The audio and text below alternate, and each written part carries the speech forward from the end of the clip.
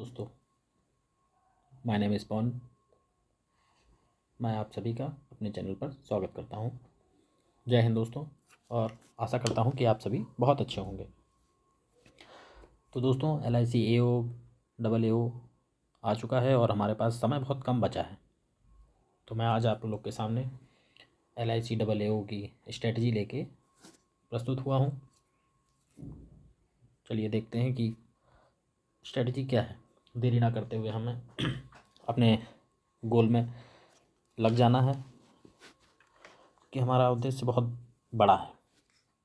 छोटे छोटे नहीं, और बहुत छोटे छोटे ही काम करके हमें अपने उद्देश्य को पाना है। जो उद्देश्य हमने अपना लक्ष्य जो बहुत ऊंचा तय किया है, उसको छोटे छोटे ही टुकड़ों टुकड़ों में करके ही हमें उसे पाने की कोशिश करनी है। और प्रयत्न अपने हाथ में है, जैसे हम पूरी तरीके से कर सकते हैं।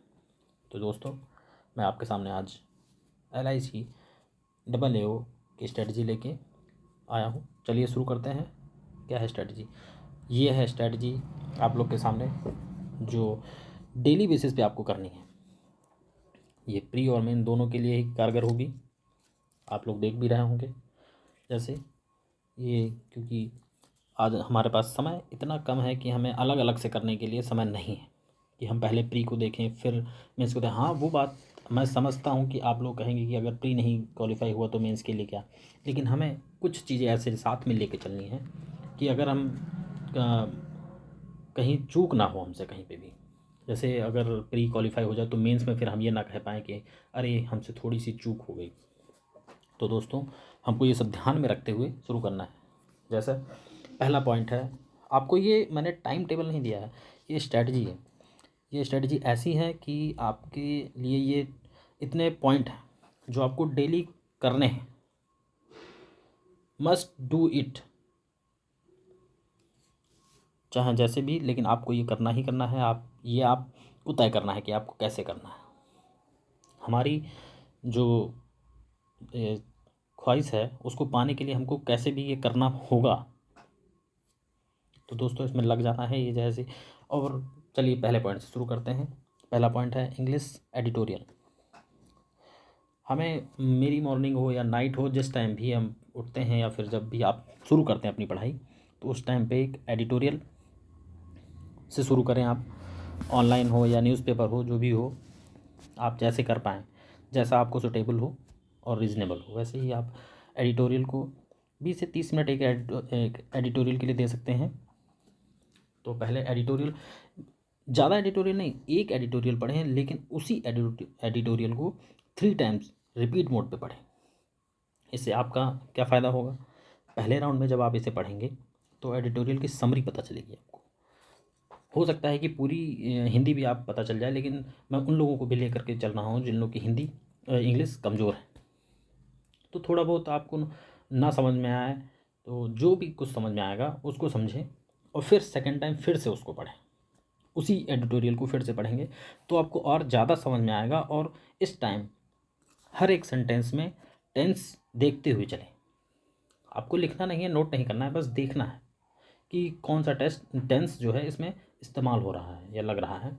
जब सेकेंड टाइम आप पढ़े होंगे तो आपको और ज़्यादा थोड़ा समझ में आएगा। उसी एडिटोरियल को फिर आप तीसरे राउंड में जब पढ़ेंगे तो आपको टाइम भी कम लगेगा। लेकिन आपको ध्यान रखना है कि उस टाइम आपको क्या देखना है। आपको उस टाइम पार्ट ऑफ स्पीच देखना है। सेंटेंस में कौन सा पार्ट ऑफ स्पीच कहाँ पे यूज़ और कैसे हुआ है, उस चीज़ को आपको देखना है। और फिर बस 3 टाइम्स आप पढ़ेंगे तो आपके लिए बहुत अच्छा होगा, मेरा ये मानना है। जैसा आप जितना भी आप मतलब करेंगे उतना अच्छा होगा। ठीक है, चलिए। और जो जहाँ पे भी आपको लगे कि जिस टॉपिक में आप थोड़ा कमज़ोर हैं, उस टॉपिक को आप बेस उसका, आपके पास एक प्लेटफॉर्म है यूट्यूब इस टाइम, उससे आप अच्छे से क्लियर कर लें उसका बेसिक, और फिर उस पर प्रैक्टिस करें। चलिए, दूसरा काम हमें, दूसरा पॉइंट क्या है? ग्रामर, इंग्लिश की ग्रामर। क्योंकि हम अभी इंग्लिश एडिटोरियल पढ़ के आए हैं तो हमारा माइंड उस चीज़ में चल रहा है इंग्लिश में ही। तो उस इंग्लिश में ही हमें उस किसी भी बुक से भी, आपके पास जो बुक हो सूटेबल, जो आपके पास हो बुक, उसी बुक से आपको इंग्लिश के चैप्टर्स ग्रामर हैं जो उनको पढ़ना है। आप जब उसको पढ़ेंगे तो आपका डेली बेसिस पे ग्रामर भी मजबूत होगा, और आप न्यूज़पेपर उसके साथ में पढ़ रहे हैं तो आपका वोकैब उसी से होता रहेगा साथ में। आपको जो वोकैब वहाँ पे कठिन लग रही है उसको तुरंत नेट पे सर्च करें या डिक्शनरी देखें। आप वैसे करते रहें, आपका रीडिंग कॉम्प्रिहेंशन, ग्रामर और वोकैब ये तीनों चीज़ें एक साथ चलती रहेंगी, जिससे आपको कोई परेशानी नहीं होगी। ओके दोस्तों, तो थर्ड टॉपिक पे चलते हैं हम। हमारा थर्ड टॉपिक है एसटी प्लस डिटेल एनालिसिस। ये हमारा मेन पार्ट है। सबसे ज़्यादा ज़रूरी हमारा यही पार्ट है कि हमको कैसे और करना है इस चीज़ को। आपके पास जो भी प्लेटफॉर्म है उस पर आप ये जो एसटी वाला है, सॉरी दोस्तों एक मिनट, हाँ, एसटी वाला जो है प्लेटफॉर्म जो आपके पास जो भी है, आप उस पर एक एसटी दीजिए, LICAAO प्री इस टाइम, क्योंकि प्री के लिए टाइम नहीं है तो हमको प्री भी निकालना है, तभी तो मेंस के लिए करेंगे, तो हमें कुछ चीज़ें मेंस के साथ में लेके चलनी है, लेकिन अभी एसटी आपको प्री की ही देनी है। प्री की एसटी आप देंगे और उसका डिटेल एनालिसिस करेंगे। इसमें आपको जैसे 1 आवर तो आपको एसटी देने में ही लगेगा कंप्लीट करने में, उसके बाद 1.5 आवर लगेगा आपको डिटेल एनालिसिस करिए, इंग्लिश, मैथ, रीजनिंग, पूरा डिटेल, क्योंकि आपको तो सभी देखना है ना। और डिटेल एनालिसिस करने के बाद आप उन टॉपिक्स को नोट कर लीजिए जो आप जिसमें अटक रहे हैं या लैग कर रहे हैं, जहाँ पे आपकी चूक हो रही है। मैथ, रीजनिंग, इंग्लिश की अलग अलग वो टॉपिक नोट कर लीजिए। नोट करने के बाद आप ये फिर उन टॉपिकों को आप मतलब अगर, क्योंकि अभी ये शुरुआत है आपके दिन की, तो बाकी बचे हुए दिन में आप उन टॉपिक्स को क्लियर करने की कोशिश करें और उन्हीं की प्रैक्टिस करें, क्योंकि डेली बेसिस पे जब आप जो करते रहेंगे तो आपके वो टॉपिक मजबूत होते रहेंगे और आपकी प्रैक्टिस तो एसटी से चल ही रही है।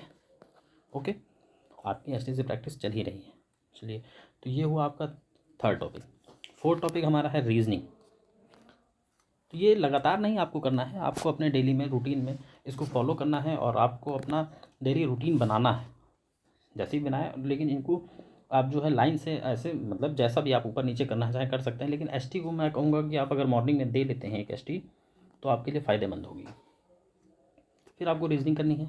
रीजनिंग जैसा कि आपको रीजनिंग पहले पज़ल करना है, 5 से 10 पज़ल मिनिमम करने ही करने हैं आपको। सिटिंग अरेंजमेंट 5 से 10 आपको करने ही करने हैं 1 डे में, क्योंकि जितने आप कर लेंगे तो आपकी प्रैक्टिस ज़्यादा रहेगी, उतना ही जल्दी आपका पेपर में, क्योंकि हमारे पास समय जो है सीमित है। समय सीमित है, आप देख ही रहे हैं कि वहाँ पे 20-20 मिनट हमें हर टॉपिक के लिए, हर सब्जेक्ट के लिए दिया हुआ है, तो हमको उस टाइम को ध्यान में रखते हुए स्पीड भी मेंटेन करनी है। तो पजल्स और सिटिंग अरेंजमेंट आप कर लेंगे, और जो टॉपिक हमारे यहाँ पे एसटी में जो हमारे टॉपिक लैग कर रहे थे उनका हमें बेसिक क्लियर करना है यहीं पे। हमको थोड़ा टाइम दे करके 1 या 2 आवर है इसमें, तो जैसे मान लीजिए आपका 1 आवर इसमें निकल गया सिटिंग अरेंजमेंट एंड पजल में, तो आपका इसको हो गया। और 1 आवर में आपको इनके जो टॉपिक्स हैं बहुत ज़्यादा बड़े बड़े नहीं होते हैं, क्योंकि आपको उनको क्लियर करना है और उन्हीं क्वेश्चन की प्रैक्टिस कर लेनी है थोड़ी, क्योंकि डेली बेसिस पे आप करेंगे तो आपके बहुत ज़्यादा टॉपिक बचेंगे नहीं। फिर आप जब इतना कर चुके होंगे तो हैक्टिक हो चुके होंगे, थोड़ा सा थक चुके होंगे, तो आपको आराम थोड़ा रेस्ट करना होगा। और उसके बाद फिर करंट अफेयर्स जो हमारा मेंस है, उसके लिए हमें करंट अफेयर्स तो पढ़ना ही है, तो हम क्यों ना आज ही से उसको शुरू करें। और डेली बेसिस पे डेली के ना पढ़ें, वो बहुत ज़्यादा हो जाता है आप लोग के लिए, तो आप लोग वीकली पढ़ें। जैसे जिस भी मंथ का उठाना है आप मेरे हिसाब से अगर करें तो आप पीछे से शुरू करिए, जैसे जनवरी, दिसंबर, नवंबर, ऐसे अगर करते हैं तो आपके लिए बहुत ज़्यादा फ़ायदेमंद रहेगा। तो दिसंबर के बीच उठा करके आप वीकली एक वीक का तो कंप्लीट कर ही लें कम से कम एक डे में, तो आपके लिए ज़्यादा सही रहेगा। और उसी के क्विज़ भी आप लगाएंगे, जो यहाँ पे हमने दिया हुआ है 8वां कि क्विज़ लगाना है, तो वही वीकली कर लेंगे, उसका आप क्विज़ लगा लेंगे तो आपको फ़ायदा होगा। फिर आपको क्या करना है, मैथ, ये जो हमारा मेन है, इसमें कुछ चैप्टर्स ऐसे हैं जो हमें करने ही करने हैं। जैसे हमारा एक हो गया सिंप्लीफिकेशन,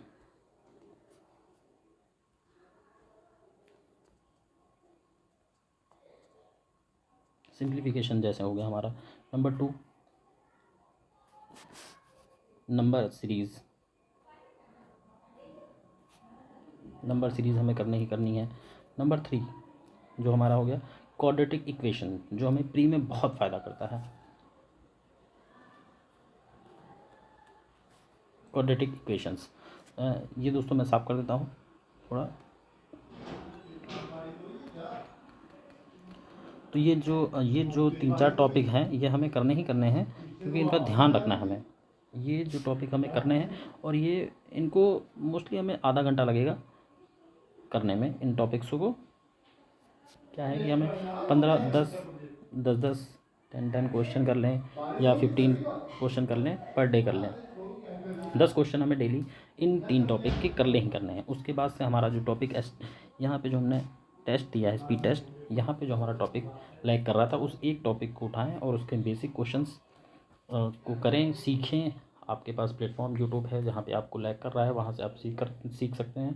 सीखने के बाद आप उन्हीं क्वेश्चनों की प्रैक्टिस करें, उन क्वेश्चन को प्रैक्टिस करें और फिर अगले दिन देखें वो क्वेश्चन जब हमारा एसटी में आए तो वो हमसे छूटना नहीं चाहिए।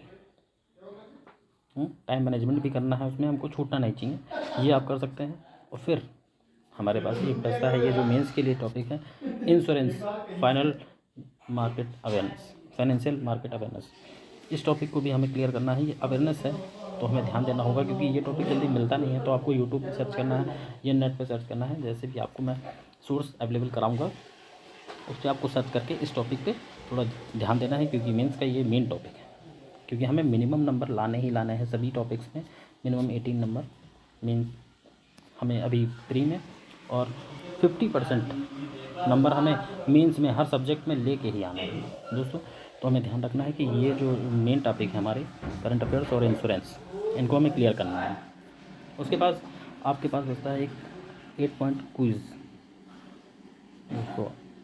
ये क्विज़ है ईच सब्जेक्ट, मैंने जो लिखा हुआ है कि प्रत्येक सब्जेक्ट के लिए एक मिनिमम 10 से 15 क्वेश्चन की एक क्विज़ आती है। ये आपके स्पीड मेंटेन करने के लिए सही होती है। इसमें एक्यूरेसी और स्पीड को मेंटेन करें और ध्यान रखें कि मतलब इसको करने के बाद इसका एनालिसिस भी कर लें, आप एनालिसिस भी कर लें, जिससे आपको उन क्वेश्चंस को करने में मतलब पता चले कि कैसे हो रहे हैं वो क्वेश्चन। तो ये जब अगर आप डेली बेसिस पे करते हैं तो मुझे उम्मीद है कि आप अपने एग्ज़ाम में बहुत अच्छा करेंगे। तो दोस्तों ठीक है, और मैं आज के लिए बस इतना ही। फिर अगली वीडियो में आपके लिए कोशिश करूँगा कि इनके जो सोर्सेज हैं इन सब्जेक्ट या फिर क्वेश्चंस के, तो वो आपके लिए लेके आने की कोशिश करूँगा। चलिए धन्यवाद, थैंक यू दोस्तों। आज के लिए बस इतना ही करते हैं।